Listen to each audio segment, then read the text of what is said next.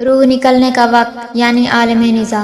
قرآن کریم میں اللہ تعالیٰ بیان فرماتا ہے، جب روح سارے بدن سے کھینچ کر ہنسلی کی ہڈی کولر بون میں آ کر اٹک جائے گی اور لوگ کہیں گے کہ ہے کوئی جھاڑ پھونک کرنے والا، کوئی دوا دارو کرنے والا، حالانکہ مرنے والا تو سمجھ جاتا ہے کہ اب جدائی کا وقت آ گیا ہے۔ روح نکلنے کی شدت کے باعث اس کی پنڈلی دوسری پنڈلی سے لپٹ رہی ہوتی ہے۔ یہی تو اپنے رب سے ملاقات کا وقت ہے۔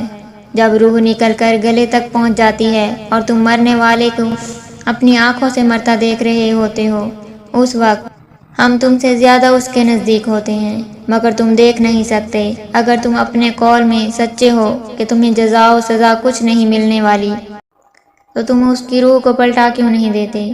کاش تم دیکھ سکو کہ جب ظالم موت کی سختیوں میں مبتلا ہوتے ہیں اور فرشتے عذاب کے لیے اپنے ہاتھ بڑھاتے ہوئے کہتے ہیں کہ لاؤ نکالو اپنی جانیں۔ رحمت للعالمین نے موت کے اس انتہائی ہولناک مرحلے سے نمٹنے کا نہایت آسان نسخہ بیان فرمایا ہے۔